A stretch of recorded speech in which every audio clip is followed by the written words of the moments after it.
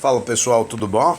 Depois que você realizou uma leitura importante aí da questão, agora vamos resolver a questão 89 da página 363 do livro Tópicos de Física.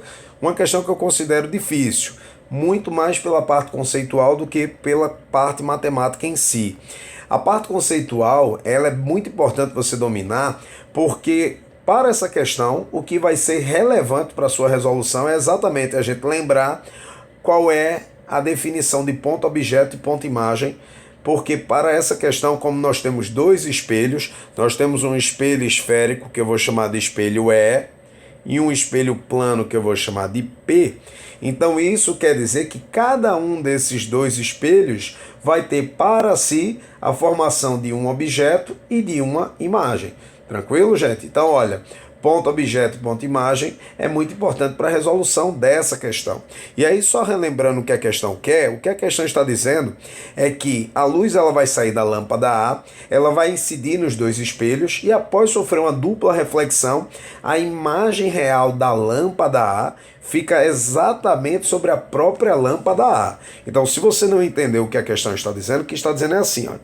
A luz ela vai sair lá da lâmpada, vai pegar no plano, depois pega no espelho esférico, depois volta para a própria lâmpada A. E ela faz isso, olha, porque a questão nos informa que isso vai acontecer. Então a luz pega no espelho plano, pega no espelho esférico e volta para cima da própria lâmpada A. Alguém pode estar se perguntando por que a luz primeiramente pega no espelho plano. Na verdade, não precisa ser primeiramente no espelho plano. Ela poderia primeiramente pegar no espelho esférico, depois pegar no espelho plano e voltar para cima da própria lâmpada A. O princípio da reversibilidade dos raios luminosos me garante que o caminho que a luz faz para ir também faz para voltar. O importante é que você saiba que no final a imagem de A vai estar formada sobre a própria lâmpada A imagem final, depois dessa dupla reflexão, ok? Então agora o que a gente vai fazer é o seguinte, o que a gente vai fazer é entender aí como é que eu vou determinar a pergunta da questão, que ele quer saber exatamente o valor dessa distânciazinha D. Só que a gente já sabe que daqui para cá, essa distância vale 30 centímetros. Então isso quer dizer que se eu descobrir quanto vale essa distância daqui para cá, da lâmpada até o espelho plano, que eu vou chamar essa distância de x, se eu descobrir quanto vale x, acaba a questão.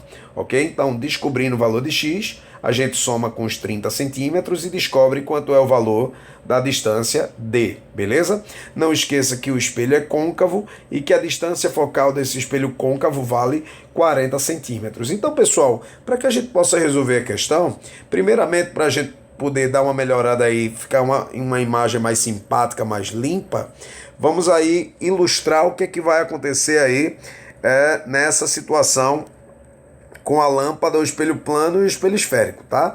Para a gente poder entender essa história do ponto objeto e do ponto imagem. Então, colocando aí a lâmpada A nessa posição, o que vai acontecer é que a luz ela vai pegar lá no espelho plano, vai pegar no espelho esférico e depois volta para a própria lâmpada A.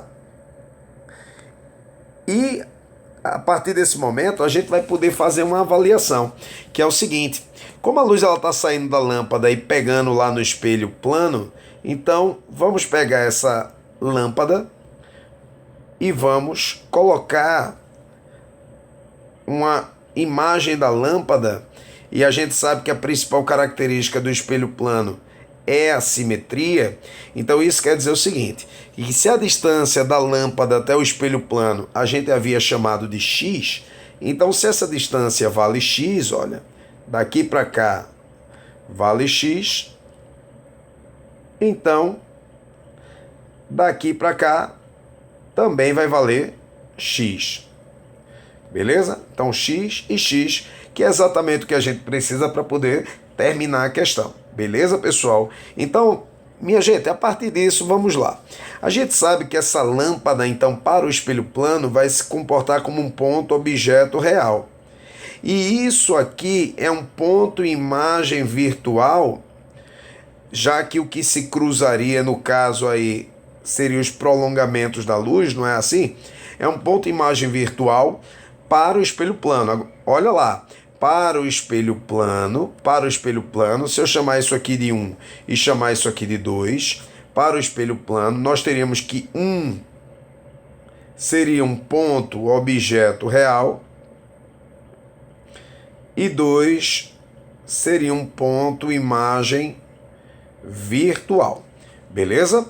Então, para o espelho plano, 1 é um ponto objeto real e 2 é um ponto imagem virtual. Agora vamos tirar o nosso espelho plano do meio do caminho para a gente avaliar apenas o que vai acontecer entre 1 e 2 agora para o espelho esférico. Então, olha, eu ajeitei aqui a imagem para que você pudesse entender bem legal.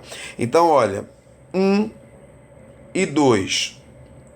O que é que 1 é e o que é que 2 seria para o espelho esférico, côncavo? Então, observe que a luz que está chegando no espelho esférico, ela está vindo da direção de 2. E depois que a luz sofre reflexão, ela vai para a direção de 1. Então, isso quer dizer que para o espelho esférico, nós temos que 2 é um ponto objeto real e 1 é um ponto imagem real também, já que essa imagem está sendo formada pelo cruzamento efetivo da luz. Gente, e aí o que é que eu gostaria de chamar a sua atenção de interessante nessa questão? Observe que 2 era a imagem para o espelho plano. Só que 2 serve como objeto para o espelho côncavo. Ou seja, entra aquela história que a gente muito conversa sobre a ideia do que é um ponto objeto e o que é um ponto imagem. A gente tem que ter clareza quanto a isso. Observe que um mesmo ponto pode se comportar de duas maneiras para sistemas ópticos diferentes. E foi o que aconteceu. 2 para o nosso espelho plano era um ponto imagem, mas para o nosso espelho côncavo serve como um ponto objeto. É como se fosse a imagem formada a partir da imagem.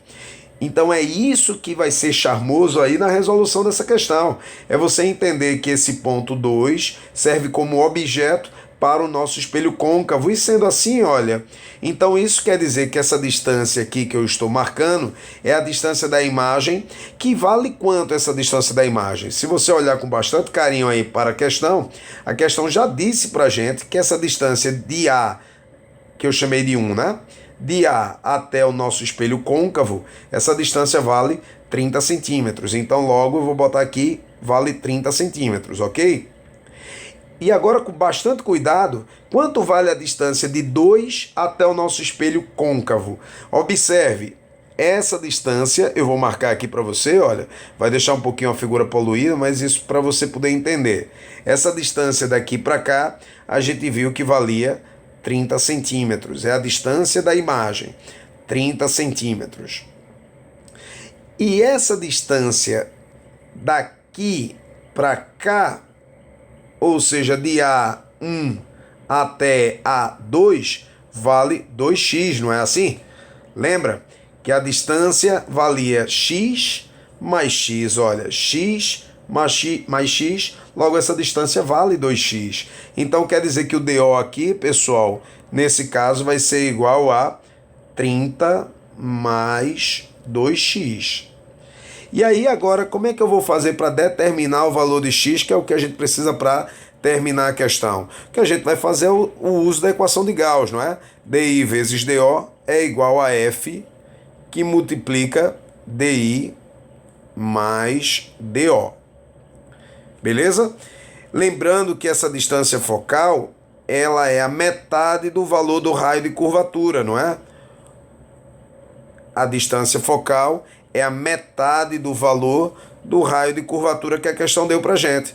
O raio de curvatura desse espelho, como é igual a 40 centímetros, então isso quer dizer que a distância focal vai ser igual a 20 centímetros. E aí agora vamos fazer a substituição. E eu já fiz essa substituição para vocês. Olha, o valor de DI que vale 30, DO que vale 30 mais 2x, o valor da distância focal que vale 20, que multiplica 30 mais 2x. Pessoal, a gente pode simplificar o zero que tem aqui na frente com o zero aqui na frente, afinal de contas estamos falando de multiplicação. Então, como a gente poderia passar, por exemplo, esse 20 multiplicando, passar dividindo, né? Ou então, se você preferir dividir tudo por 10, dá no mesmo, a gente acaba tirando esse zero aí da frente do 30 e da frente, perdão, na frente não, esse zero do 30 e esse zero do 20. E aí agora fazendo a propriedade distributiva, 3 vezes 30 dá 90, 3 vezes 2x dá 6x. Por isso que é o que aparece aqui embaixo. 2 vezes 120, esse 120 que é exatamente a soma desse termo com esse. 2 vezes 60, perdão. 2 vezes 60 vai dar 120.